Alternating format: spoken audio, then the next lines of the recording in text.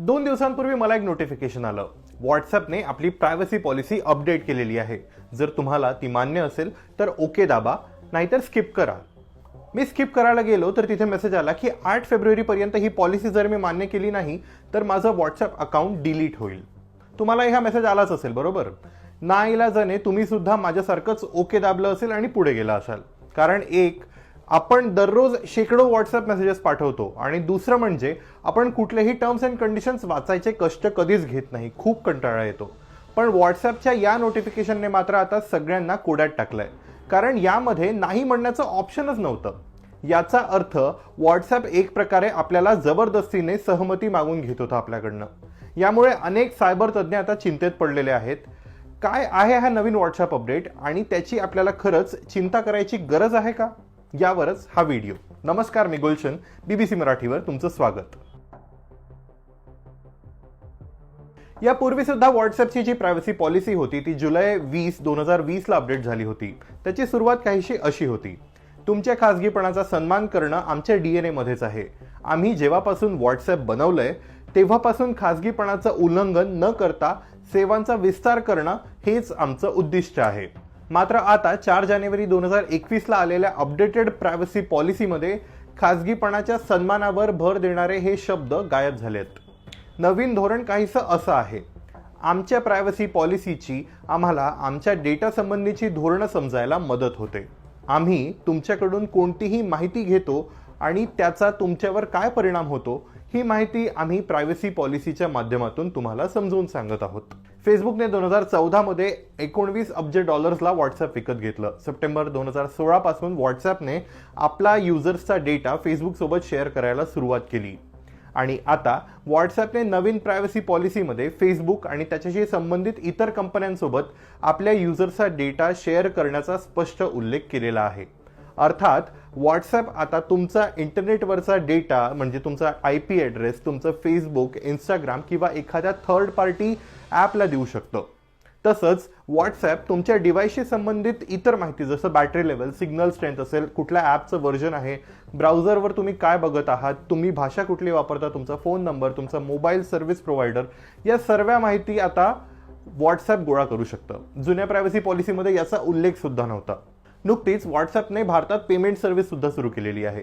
तुम्ही जर हे पेमेंट फीचर वापरत असाल तर व्हॉट्सॲप तुमच्या इतर खासगी माहिती जसं तुमचे बँक अकाउंट डिटेल्स सुद्धा घेऊ शकता आणि तुमच्या ट्रान्झॅक्शनची माहिती सुद्धा व्हॉट्सॲपकडे जमा होऊ शकते. पण अजूनही अनेकांनी याचं टेन्शन घेतलेलं नाहीये. कारण रोजच्या आयुष्यावर याचा काय परिणाम होतोय हेच अजून बऱ्याच जणांना कळलेलं नाहीये. व्हॉट्सॲप लॉ हे पुस्तक लिहिणारे पवन दुग्गल यांच्यानुसार व्हॉट्सॲपचं हे नवीन धोरण म्हणजे युजर्सला अग्निकुंडात ढकलण्यासारखं आहे. सायबर सिक्युरिटी एक्सपर्ट असलेले दुग्गल यांनी BBC हिंदीच्या सिंधू वासिनी यांच्याशी बोलताना सांगितलं की व्हॉट्सॲपचं हे नवीन धोरण भारतीयांच्या गोपनीयतेचं उल्लंघन करणारं आहे. शिवाय भारतीय कायद्यांचं उल्लंघन करणारं सुद्धा आहे. पण ते हे सुद्धा सांगतात की भारतीय कायदे हे व्हॉट्सॲपच्या या नियमांना रोखण्यासाठी पुरेसे नाही आहेत.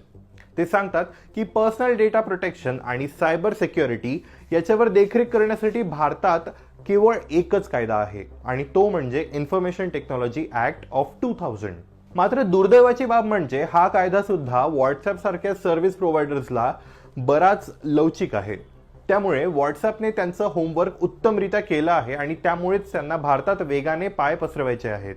कारण भारतीयांची खासगी माहिती गोळा करून ती थर्ड पार्टीला पुरवण्यासाठी त्यांना कुठल्याही प्रकारची आडकाठी येणार नाही असंही पवन दुग्गल सांगतात. 2019 मध्ये भारतात व्हॉट्सॲपचे 40 कोटी ॲक्टिव्ह युजर्स होते.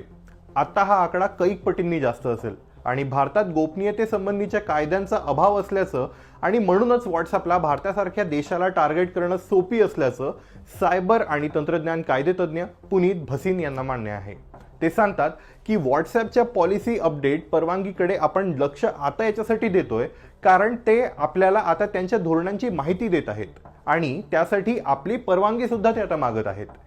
इतर ॲप मात्र कुठल्याही परवानगीशिवाय आपलाच खासगी डेटा ॲक्सेस करतच असतात असंही पुनीत भसीन सांगतात.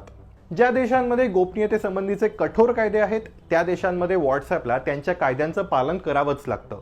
आणि बारकाईने बघितल्यास एक गोष्ट लक्षात येते की व्हॉट्सॲप हे युरोप, ब्राझील आणि अमेरिका या 3 वेगवेगळ्या देशांसाठी वेगवेगळी धोरणं आखतो. ती धोरणं तिथल्या कायद्यांना अनुसरून असतात. लोकांकडून त्यांची खाजगी माहिती मागवली जाऊ शकते का? आणि याचं उत्तर जर हो असेल तर त्या माहितीचा कशा प्रकारे वापर केला जाऊ शकतो, या प्रश्नांची उत्तर देणारा कुठलाच कायदा सध्या तरी भारतात नाही, अशी खंत सुप्रीम कोर्टाचे वकील आणि सायबर कायदेतज्ञ डॉक्टर कनिका सेठ व्यक्त करतात. अशा परिस्थितीत व्हॉट्सॲपचं नवीन धोरण आणि अटी बघता देशात कठोर प्रायव्हसी आणि डेटा पॉलिसीची गरज आहे, असंही मत त्या व्यक्त करतात. डेटा प्रोटेक्शन आणि प्रायव्हसी संबंधीचं एक विधेयक भारतात प्रस्तावित आहे सुद्धा, जे युरोपियन युनियनच्या जनरल डेटा प्रोटेक्शन रेग्युलेशन अर्थात GDPRच्या धर्तीवरच आधारित आहे. आणि त्यात सुद्धा नियमांचं उल्लंघन केल्यास कठोर शिक्षा आणि दंडाची तरतूद करण्यात आलेली आहे. पण डॉक्टर कनिका सांगतात की हे विधेयक मंजूर होण्याआधीच व्हॉट्सॲपने आपलं धोरण बदललंय, त्यामुळे हे विधेयक मंजूर झाल्यावरही त्याचा फारसा परिणाम होईल का सांगता येत नाही. मंजूर होण्याआधीच व्हॉट्सॲपने लोकांचा पर्सनल डेटा कारण तोपर्यंत स्टोअर केलेला असेल, प्रोसेस केलेला असेल आणि कदाचित शेअर केलेला असेल. सरकारने अशा प्रकरणांमध्ये तत्काळ दखल द्यावी अशी इच्छा पवन दुग्गल, पुनीत भसीन आणि कनिका सेठ हे तिघेही व्यक्त करतात. आजच्या काळात डायनॅमिक कायद्यांची गरज आहे असं पुनीत भसीन यांना वाटतं. ते सांगतात की विशेषतः सायबर आणि तंत्रज्ञानाशी संबंधित कायद्यांचं तर नियमितपणे पुनरावलोकन व्हायलाच हवं. यासाठी सरकारने एक स्वतंत्र समिती स्थापन करायला हवी, असंही मत भसीन व्यक्त करतात. आणि आता अंतिम प्रश्न हा की अशात तुम्ही काय करायचं? व्हॉट्सॲपवरचं आपलं संभाषण सध्या तरी एन्क्रिप्टेड आहे असं सांगितलं जातं, म्हणजे ज्याला मेसेज पाठवायचा आहे त्याच्याशिवाय इतर कुणीही तो मेसेज वाचू शकत नाही.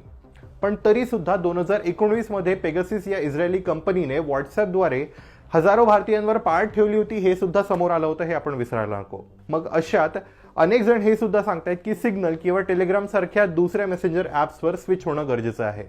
पण मग तुमचे जे इतर कॉन्टॅक्ट्स आहेत, तुमचे आई वडील, भाऊ बहीण, गर्लफ्रेंड, बॉयफ्रेंड, हे सुद्धा मग त्या ॲप्सवर स्विच होणार आहेत का? हा सुद्धा एक मोठा मुद्दा आहे. कारण आफ्टर ऑल सध्या व्हॉट्सॲप हे आपल्या कन्व्हिनियन्सचं माध्यम झालेलं आहे. काही महिन्यांपूर्वी नेटफ्लिक्सवर एक डॉक्युमेंटरी आली होती, सोशल डायलेमा. त्यात एक वाक्य त्यांनी अधोरेखित करून सांगितलं होतं, if you are not paying for the product, you are the product. WhatsApp हे फ्री आहे आणि म्हणून सुद्धा आपण ते कदाचित इतक्या प्रमाणावर वापरतोय. पण जर ते फ्री आहे त्याचा अर्थ तुम्ही सुद्धा कदाचित त्या पूर्ण सिस्टमचा एक मोठा भाग आहात आणि कदाचित तुम्ही सुद्धा प्रोडक्ट आहात. त्यामुळे आता काय करायचं, कसं करायचं हे तुम्हीच तुमचं ठरवायचं आहे. फक्त एक सांगता येईल, सावध राहा.